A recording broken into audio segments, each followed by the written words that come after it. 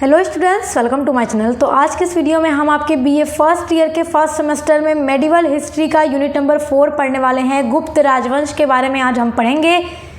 देखिए, BA first year first semester में जो भी बच्चे मेडिवल हिस्ट्री ले रखे हैं तो उन्हें पढ़ना है ancient and early medieval India till 1206 AD तक, यानी प्राचीन और पूर्व मध्य भारत का इतिहास पढ़ना है प्रारंभ से लेकर 1206 ईस्वी तक। तो जो यूनिट नंबर 1, 2, 3 है हमने वो पूरा पढ़ लिया है। आज हम यूनिट नंबर 4 स्टार्ट करने वाले हैं, गुप्त राजवंश के बारे में पढ़ेंगे और इसके बाद जो आपके यूनिट्स हैं उसको मैं जल्द कंप्लीट करवाऊंगी। और देखिए, एंशिएंट हिस्ट्री जो भी बच्चे पढ़ते होंगे उनका सिलेबस अलग है, लेकिन उनके सिलेबस में भी उनको गुप्त राजवंश के बारे में पढ़ना होगा, तो आपके लिए भी ये वीडियो हेल्पफुल होगी। तो चलिए स्टार्ट करते हैं। हम आज की वीडियो में देखेंगे गुप्त राजवंश का उदय कैसे हुआ, गुप्त राजवंश में कितने शासक थे, कौन कौन से मेन शासक थे, उनके बारे में कुछ, उनकी शासन कब से कब तक किया, उनके शासन से रिलेटेड जो इम्पोर्टेंट चीज़ें हैं आपके एग्ज़ाम के लिए, वो सब कुछ हम आज की इस वीडियो में देखने वाले हैं। सबसे पहले हम थोड़ा इसका परिचय देखते हैं कि किन परिस्थितियों में गुप्त राजवंश का उदय हुआ। देखिए, प्राचीन भारतीय इतिहास के क्रम में हमने मौर्य राजवंश को पढ़ा था और मौर्य राजवंश जो था भारत का सबसे बड़ा साम्राज्य था और अभी तक अगर पूरे भारत में इतना बड़ा साम्राज्य की स्थापना किसी ने की थी तो वो मौर्य शासक थे। लेकिन जब मौर्य वंश का पतन हो जाता है तो इसके पतन के बाद भारत में छोटे छोटे राजवंश का उदय होता है और ये अलग अलग भागों पर राज करते हैं।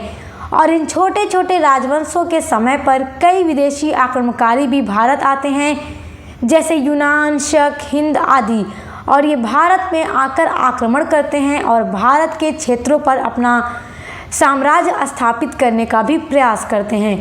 तो मौर्य राजवंश के पतन से लेकर के गुप्त राजवंश के उदय तक भारत में जो छोटे छोटे वंश आए तो उन्हीं में से एक वंश तेजी से उभरता है और भारत में पुनः एक बड़े साम्राज्य की स्थापना होती है और वो राजवंश है गुप्त राजवंश। देखिए, गुप्त राजवंश की जो स्थापना होती है, गुप्त साम्राज्य की जो स्थापना होती है, इसके जो शासकों ने इसकी स्थापना की तो 14वीं शताब्दी से 6ठी शताब्दी के बीच तक, मतलब कि 4ठी शताब्दी से इसका विस्तार शुरू होता है और 6ठी शताब्दी तक ये बहुत तेज़ी से फैलता है। तो चलिए, इसके परिचय के बारे में हमने समझ लिया। एक बात और आपको बताऊंगी कि गुप्त राजवंश को, गुप्त साम्राज्य को प्राचीन भारतीय इतिहास का स्वर्ण युग यानी गोल्डन एज कहा जाता है। इसके ऊपर भी चर्चा होगी, अगली वीडियो में हम चर्चा करेंगे। चलिए देखते हैं। देखिए, पुरानी अभिलेखों से जानकारी प्राप्त के आधार पर गुप्त वंश का संस्थापक त्रिगुप्त को माना जाता है कि त्रिगुप्त ने ही गुप्त राजवंश की स्थापना की है। उसने 275 ईस्वी में गुप्त साम्राज्य की नींव रखी और उसका संस्थापक बना। त्रिगुप्त ने अपने साम्राज्य का विस्तार करके महाराज की उपाधि धारण की। देखिए, जो त्रिगुप्त थे उन्होंने गुप्त वंश की स्थापना तो ज़रूर की, इसका विस्तार भी किया, लेकिन इसका बहुत बड़ा विस्तार ना कर पाए, मतलब बहुत तेज़ी से इसको बड़ा ना बना पाए। इन्होंने नींव डाल दी, एक साम्राज्य की स्थापना कर दी और इन्होंने उपाधि धारण की महाराज की। तो नोट करते रहिएगा, ये सारे पॉइंट्स आपके लिए इम्पोर्टेंट हैं कि पहला गुप्त शासक कौन है जिसने महाराज की उपाधि धारण की, तो त्रिगुप्त ने की। जब त्रिगुप्त की मृत्यु हो जाती है तो उनके बाद, उनकी मृत्यु के पश्चात उनका जो पुत्र है, उनका जो बेटा है, बेटे का नाम है घटोत्कच, 300 ईस्वी में गुप्त वंश का शासक बन जाता है। लेकिन वह भी अपने पिता की भांति स्वतंत्र राज्य की स्थापना नहीं कर पाया। मतलब जिस तरह से त्रिगुप्त ने नींव डाली गुप्त राजवंश की, एक स्वतंत्र शासक ये नहीं बन पाते, ठीक उसी तरह उनका पुत्र घटोत्कच भी नहीं बन पाता। घटोत्कच की मृत्यु के पश्चात घटोत्कच का जो पुत्र था चंद्रगुप्त प्रथम, गुप्त साम्राज्य का शासक बन जाता है और चंद्रगुप्त प्रथम स्वतंत्र गुप्त सम्राट था। मतलब इनके पहले इनके पिता घटोत्कच, इनके दादा त्रिगुप्त, वो लोग अभी तक गुप्त राजवंश के स्वतंत्र शासक नहीं बन पाए थे। तो चंद्रगुप्त प्रथम पहले वह व्यक्ति थे जिन्होंने गुप्त साम्राज्य को शक्तिशाली बनाया, शक्तिशाली सेना के बल पर एक विशाल साम्राज्य की स्थापना की और उन्होंने महाराज धीराज की उपाधि धारण की।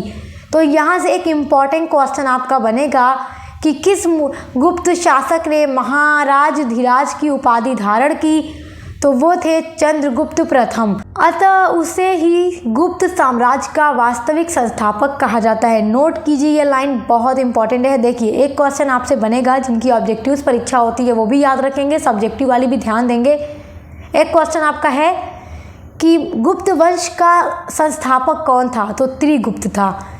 और गुप्त वंश का वास्तविक संस्थापक कौन था, तो चंद्रगुप्त प्रथम थे। क्योंकि अभी तक त्रिगुप्त या घटोत्कच ने गुप्त वंश को, गुप्त राजवंश को बहुत शक्तिशाली सेना नहीं दी, विशाल साम्राज्य नहीं बना, लेकिन चंद्रगुप्त प्रथम जब गुप्त वंश के शासक बनते हैं तो ये इसके वास्तविक संस्थापक कहे जाते हैं, क्योंकि इन्होंने अपने वंश का बहुत तेजी से विस्तार किया और इसको एक महान बड़ा साम्राज्य बना डाला। उन्होंने 320 ईस्वी में गुप्त संवत भी चलाया। ये इम्पॉर्टेंट क्वेश्चन है। गुप्त संवत जब ये शासक बनते हैं तो उसके बाद ये कैलेंडर चलाते हैं, तो ये आपको याद रखना है। 320 ईस्वी में उन्होंने गुप्त संवत चलाया था। समुद्रगुप्त जो है चंद्रगुप्त प्रथम का सबसे योग्य पुत्र था, और चंद्रगुप्त प्रथम जो थे वो अपने बेटे समुद्रगुप्त के गुणों से प्रभावित होकर ही अपने जीवन काल में ही अपने बेटे समुद्रगुप्त को अपना उत्तराधिकारी घोषित कर देते हैं कि इनकी मृत्यु के बाद इनका बेटा समुद्रगुप्त ही गुप्त वंश का शासक बनेगा। तो 325 ईस्वी में समुद्रगुप्त राजगद्दी पर बैठ जाते हैं और गुप्त वंश के शासक बन जाते हैं। और ये किसके बेटा थे? चंद्रगुप्त प्रथम के बेटा थे, याद रखिएगा। समुद्रगुप्त पराक्रमी और महान विजेता था, और देखिए इन्होंने उत्तर और दक्षिण के राज्यों को जीत करके गुप्त साम्राज्य में भी मिलाया था। इन्होंने भी अपने साम्राज्य का बहुत तेजी से विस्तार किया था। उसके विजय अभियानों की श्रृंखला के कारण ही उन्हें भारत का नेपोलियन कहा जाता है। देखिए, विसेंट स्मिथ जो थे उन्होंने समुद्रगुप्त को भारत का नेपोलियन कहा था। देखिए, प्रयाग प्रशस्ति ये एक लेख है, और ये लेख है हरिसेन का। हरिसेन समुद्रगुप्त के दरबार में कवि थे, उन्होंने ही प्रयाग प्रशस्ति लिखा है। तो इसमें समुद्रगुप्त की विजयों का उल्लेख भी किया गया है। उन्होंने आर्यावर्त यानी दक्षिण को जीत करके दक्षिण भारत के राजाओं को अपने अधीन कर लिया, तथा आठविक राजाओं पर भी इन्होंने विजय हासिल की। इन्होंने बहुत तेजी से अपने राज्य का विस्तार किया था। समुद्रगुप्त बहुत ही योग्य और शक्तिशाली शासक थे गुप्त वंश के, और आप देख रहे हैं कि ये दक्षिण और उत्तर सभी राज्यों को अपने राज्यों में मिलाकर उनके राजाओं को अपने अधीन कर लेते हैं। समुद्रगुप्त जो थे वो साहित्य प्रेमी और साहित्य संरक्षक भी थे, और इनके शासनकाल के दौरान जो सिक्के चलाए जाते थे उन पर इनका वीणा बजाते हुए भी चित्र देखा गया है, जिससे पता लगता है कि ये साहित्य प्रेमी थे। हरिसेन जो थे वो समुद्रगुप्त के दरबार में कवि थे, और उन्होंने ही प्रयाग प्रशस्ति लिखा था। प्रयाग प्रशस्ति के लेखक थे हरिसेन। तो यहाँ से समुद्रगुप्त के शासनकाल से ये एक आपका इम्पॉर्टेंट पॉइंट बन जाता है कि समुद्रगुप्त के दरबार में प्रसिद्ध कवि कौन थे, तो हरिसेन थे, और इन्होंने ही प्रयाग प्रशस्ति की रचना की है। और इसी प्रयाग प्रशस्ति में हरिसेन ने समुद्रगुप्त के विजयों का पूरा वर्णन भी किया है। समुद्रगुप्त की गणना भारत के महान विजेताओं और पराक्रमी सेना नायकों में की जाती है। वह बहुमुखी प्रतिभा का धनी था। उसे वीरता, साहस, पराक्रम, संगीतज्ञ, कलाविद, दयालु एवं प्रजावत्सल सम्राट के रूप में भी जाना जाता है। आप देख सकते हैं ये कितने अच्छे शासक थे। वीर, साहस, अपनी जनता से प्रेम करने वाले, दयालु, संगीतज्ञ, हर तरह के ये शासक थे। एक अच्छे प्रसिद्ध शासक हैं ये गुप्त वंश के। देखिए, डॉक्टर वी.एन. स्मिथ ने समुद्रगुप्त की प्रशंसा भी की है, और वी.ए. स्मिथ ने अपने शब्दों में कहा भी है कि समुद्रगुप्त असाधारण क्षमता तथा विभिन्न गुणों का स्वामी था। ये डेफिनेशन आप याद रखिएगा, एग्जाम में ज़रूर लिखिएगा। समुद्रगुप्त की मृत्यु के बाद उनका जो बड़ा पुत्र था रामगुप्त, वो सम्राट बन जाता है, परंतु वह अयोग्य निकला। मतलब अपने पिता की तरह शक्तिशाली नहीं था। समुद्रगुप्त का तो बेटा था, मगर उनकी तरह शक्तिशाली नहीं था रामगुप्त। सम्राट बनता है मगर अयोग्य निकला।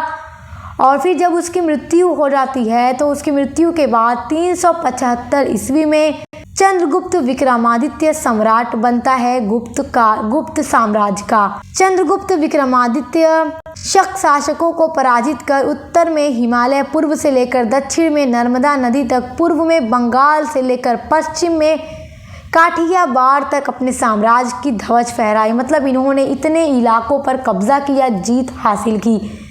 चंद्रगुप्त विक्रमादित्य भी गुप्त वंश के बहुत शक्तिशाली शासक थे।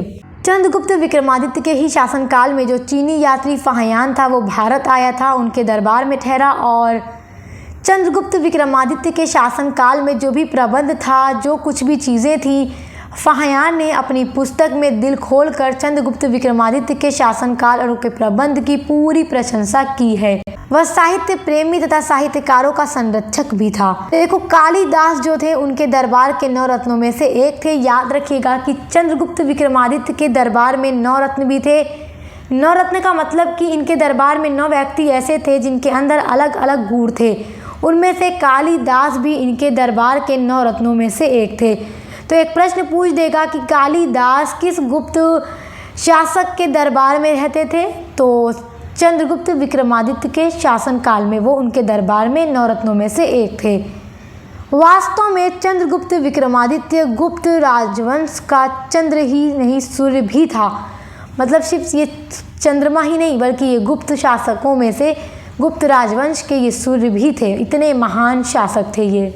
चंद्रगुप्त विक्रमादित्य के बाद उनका जो बेटा था कुमारगुप्त प्रथम 414 ईस्वी में वो गुप्त वंश का शासक बन जाता है।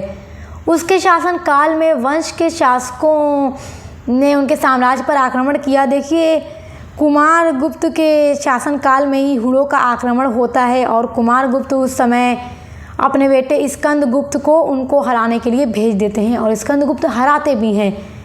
और ये भी बात याद रखिएगा, कुमारगुप्त प्रथम के शासनकाल से संबंधित एक महत्वपूर्ण बिंदु यह भी है कि नालंदा विश्वविद्यालय का निर्माण भी कुमारगुप्त के शासनकाल पर ही हुआ था।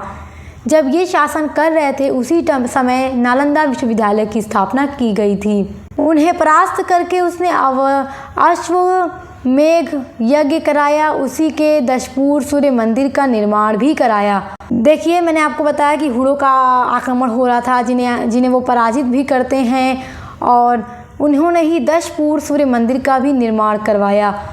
उनके बाद 455 ईस्वी में उनके बेटा स्कंदगुप्त सिंहासन पर बैठते हैं। उसकी सबसे महत्वपूर्ण उपलब्धि हुड़ों पर विजय थी। जैसा कि मैंने आपको बताया कि हुड़ों का आक्रमण कुमारगुप्त के समय में होती है, लेकिन कुमारगुप्त अपने बेटे स्कंदगुप्त को हराने के लिए भेज देते हैं। मतलब स्कंदगुप्त से कहते हैं जाओ हुड़ों से लड़ाई करो, युद्ध करो और उन्हें हरा दो। तो स्कंदगुप्त हुड़ों के साथ लड़ाई करते हैं, युद्ध करते हैं और हुड़ों पर वो विजय भी प्राप्त करते हैं। तो इनके शासनकाल से जो आपको बिंदु सबसे महत्वपूर्ण याद रखना है वो ये है कि स्कंदगुप्त ने हुड़ों पर विजय प्राप्त की थी। स्कंदगुप्त को नागों और वाकाटकों से भी युद्ध करने पड़े। और फिर देखिए, कुमारगुप्त द्वितीय जो थे 473 ईस्वी में शासक बनते हैं गुप्त वंश के, और उनके बाद 476 ईस्वी में बुधगुप्त के शासन बनने पर 495 ईस्वी तक गुप्त साम्राज्य का सूर्य पूरी तरह से अंत हो गया। अच्छा देखिए, गुप्त वंश के अंतिम शासक में 2 मत है। मतलब विद्वानों को लेकर, इतिहासकारों को लेकर आपस में 2 मत है गुप्त वंश के अंतिम शासक को लेकर। किसी किसी का मानना है कि जो विष्णुगुप्त थे वो गुप्त वंश के अंतिम शासक थे, और कुछ विद्वानों का कहना है कि स्कंदगुप्त जो थे वो गुप्त वंश के अंतिम शासक थे। तो आप याद रखिएगा, विष्णुगुप्त भी देता है। तो आपके पेपर में जिस तरीके से पूछे अगर ऑब्जेक्टिव्स, तो आप उस हिसाब से मार्क कीजिएगा। तो और सब्जेक्टिव वाले तो विष्णुगुप्त लिख सकते हैं। तो आई होप कि गुप्त साम्राज्य के बारे में और उसके महत्वपूर्ण शासकों के बारे में आप बहुत अच्छे से समझ गए होंगे। ये आपका बहुत इंपॉर्टेंट टॉपिक है एग्जाम के पॉइंट ऑफ व्यू से, तो आप पूरा तैयार कर लीजिएगा। आप मिलते हैं नेक्स्ट वीडियो के साथ।